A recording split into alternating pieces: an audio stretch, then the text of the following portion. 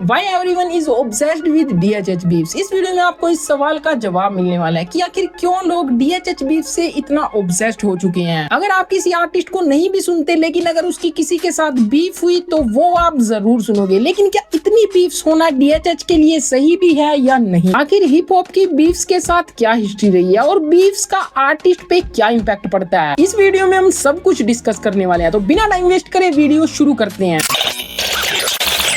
तो अगर हम हिप हॉप की हिस्ट्री देखें तो हिप हॉप कभी पीसफुल आर्ट फॉर्म रही ही नहीं। हिप हॉप स्ट्रीट से निकला था और स्ट्रीट्स में रिस्पेक्ट सबसे बड़ी चीज होती है, इसलिए रैप की फाउंडेशन ही कंपटीशन पे बनी थी। पहले साइफर्स होते थे, फिर रैप बैटल्स होने लगे और अब धीरे धीरे डिस ट्रैक कल्चर का पार्ट बन चुके हैं। इंटरनेशनल हिप हॉप में भी काफी लेजेंडरी बीफ्स हुई है, जैसे टूपाक वर्सेस बिगी, नैस वर्सेस जेजी और ड्रेक वर्सेस मीक मिल। और ऑनेस्टली इन बीफ्स ने ही हिप हॉप को और बड़ा बनाया, क्योंकि इससे ऑडियंस को सिर्फ म्यूजिक नहीं मिलता था, इससे ऑडियंस को दोनों साइड की स्टोरी मिलती थी। लेकिन अगर इंडियन हिप हॉप की बात करें तो DHH भी इसी फॉर्मूला पे ग्रो हुआ है। रफ्तार वर्सेस एमीवे, कृष्णा वर्सेस एमीवे और मुंह फाड़ वर्सेस कलमकार, ये सिर्फ डिस ट्रैक्स नहीं थे, ये एक मूवमेंट था। कई लोग जो हिप हॉप को सुनते भी नहीं थे वो भी इन बीफ्स की वजह से DHH को डिस्कवर करने लगे। और आपने एक चीज जरूर नोटिस की होगी कि जब भी कोई बीफ होती है तो रैपर्स अपना बेस्ट वर्जन लेके आते हैं। वर्ड प्लेस डेंजरस हो जाते हैं, फ्लोज अग्रेसिव हो जाते हैं, डिलीवरी और ज्यादा शार्प हो जाती है, क्योंकि तब बात सिर्फ गाने की नहीं होती, तब आर्टिस्ट की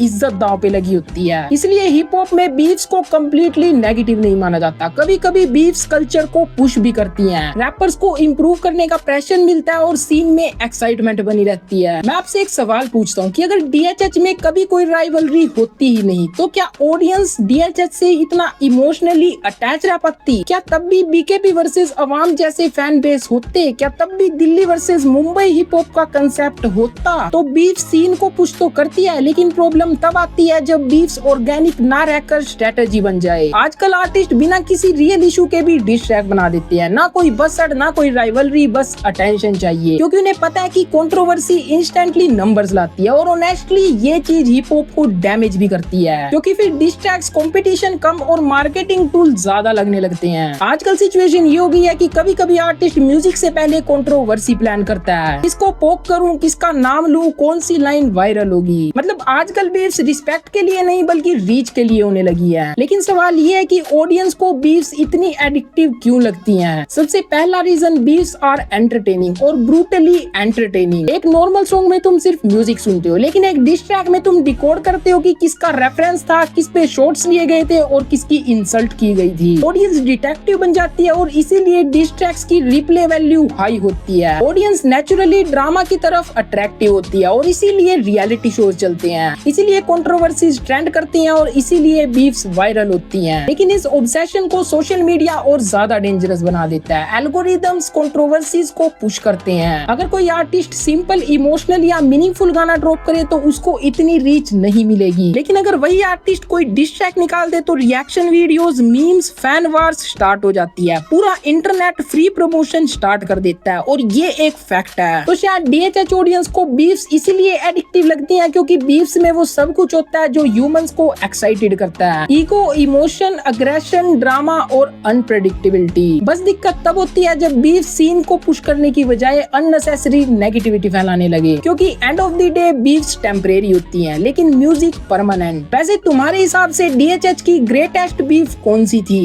क्या बीफ्स एक्चुअली कल्चर को ग्रो करती हैं या सिर्फ टॉक्सिसिटी बढ़ाती हैं? कमेंट्स में बताना।